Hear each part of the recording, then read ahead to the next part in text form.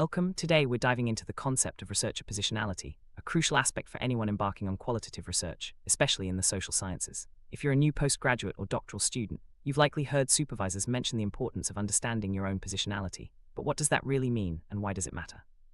In this video, we'll break down the key ideas, explore how positionality shapes research, and offer practical guidance for developing your own reflexive approach.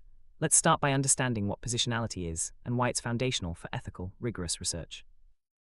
Positionality refers to the unique perspective each researcher brings to their work. It's shaped by your worldview, beliefs, and experiences, everything from your political views and religion to your gender, ethnicity, and social class. These factors influence how you approach your research, the questions you ask, and how you interpret findings. Recognizing your positionality means acknowledging that you are not a neutral observer, but an active participant whose background shapes the research process. This awareness is the first step toward conducting honest and meaningful research. Positionality is closely tied to your ontological and epistemological beliefs. Ontology deals with your assumptions about reality, what exists and what can be known. Epistemology, on the other hand, is about how we come to know things and what counts as knowledge. These philosophical stances underpin your research, design, and interpretation. For example, do you believe social reality is constructed by individuals, or do you see it as something objective and measurable? Clarifying these beliefs helps you understand your own research lens. Reflexivity is the process of reflecting on your own position and its influence on your research. It's more than just self-awareness. It's an ongoing, critical examination of how your values, experiences, and assumptions shape every stage of your study. Reflexivity requires you to be honest about your motivations and potential biases, and to consider how these might affect your research design, data collection, and interpretation. By practicing reflexivity, you can better identify areas where your perspective may introduce bias and work to address them. Understanding your positionality is essential because it impacts every aspect of your research. From the topics you choose to investigate, to the way you interact with participants, and even how you interpret your findings, your position shapes it all.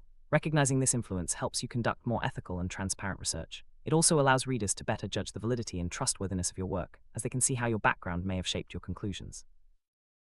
Some aspects of positionality are relatively fixed, such as your gender, race, or nationality. Others, like your political beliefs or life experiences, are more fluid and can change over time. Both types of factors play a role in shaping your perspective. It's important to recognize that even fixed characteristics don't automatically determine your views, and that your position can evolve as you grow personally and professionally. This dynamic nature means that positionality is always context-dependent. Clarify your positionality. Start by locating yourself in relation to three key areas: the subject of your research, your participants, and the research context. Ask yourself, what personal experiences or beliefs might influence my choice of topic? How do I relate to the people I'm studying? And how might the context of the research shape my approach? Taking time to reflect on these questions helps you develop a more nuanced understanding of your own position. Developing a clear sense of your positionality isn't something that happens overnight. It takes time, critical reflection, and sometimes even a bit of soul-searching. As you progress through your research project, your understanding of your own position may shift. That's why it's important to revisit and revise your positionality statement as your project evolves. This ongoing process ensures your research remains honest and self-aware. Strong positionality statement typically includes a description of your philosophical, personal, and theoretical lenses, as well as any factors that might influence your research, such as age, race, social class, or previous career. It should also explain your relationship to your participants and the research context, and how these factors might have influenced your study. Crafting this statement takes careful thought and critical self-reflection, but it's an essential part of rigorous qualitative research. Reflexivity is a powerful tool. It's not a cure-all. Even the most self-aware researcher can miss aspects of their own bias or be unaware of how others perceive them. Some parts of ourselves are hidden, even from us, and language itself can shape and limit our understanding. Recognizing these limits is important. It reminds us to stay humble and open to feedback, and to continually strive for greater self-awareness throughout the research process. Researchers are encouraged to aim for empathetic neutrality, striving to avoid obvious or systematic bias, while recognizing that complete objectivity is impossible. This means being as fair and balanced as possible in collecting, interpreting, and presenting data, while also acknowledging your own influence on the process. The goal isn't to eliminate subjectivity, but to be transparent about it and minimize its impact where possible. Major discussion in qualitative research is whether being an insider or outsider to the group you're studying offers advantages or disadvantages. Insiders may have easier access, deeper understanding, and more trust from participants, but they may also be biased or too close to the subject. Outsiders can bring fresh perspectives but may struggle to gain trust or fully understand the culture. Most researchers find themselves somewhere along a continuum between these two positions, and their status can shift over time. Terms emic and etic are often used to describe insider and outsider perspectives. An emic approach seeks to understand a culture from within, using its own language and concepts. An etic approach, by contrast, applies external theories and seeks to be culturally neutral. Both perspectives have value, and researchers may move between them depending on the context and their relationship to the group being studied.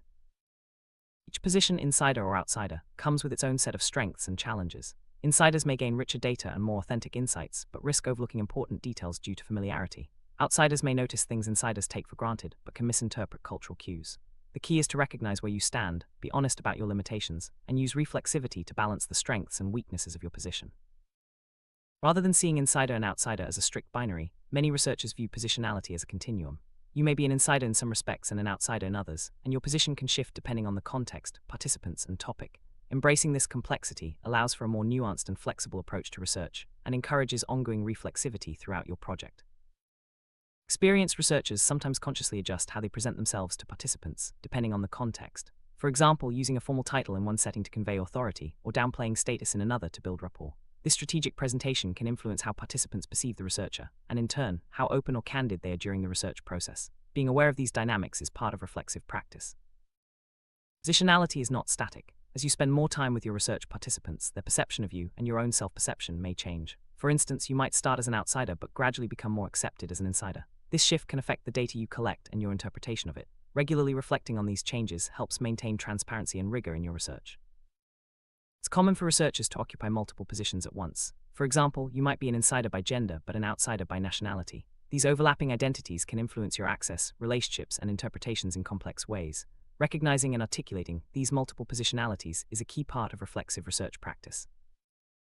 Illustrate these ideas, let's look at Herod's research on interviewing foreign elites. Herod found that his positionality shifted depending on how he presented himself and how others perceived him. Sometimes he was seen as an outsider, other times as a pseudo-insider. Over time, repeated interactions led to greater acceptance and familiarity. This example shows how positionality is negotiated and evolves throughout the research process. Sum up, positionality is a central concept in qualitative research, shaping every stage of your project. It's influenced by both fixed and fluid aspects of your identity, and it evolves over time. Reflexivity is essential for recognizing and articulating your position, but it's not a guarantee of objectivity or ethical research. Instead, it's a tool for greater self-awareness and transparency. By embracing the complexity of your own positionality, you can become a more thoughtful and effective researcher. As you begin your research journey, remember that identifying and articulating your positionality is an ongoing process. Take time to reflect, be honest about your influences, and don't rush the development of your positionality statement. Engaging deeply with these ideas will not only strengthen your research, but also help you grow as a scholar.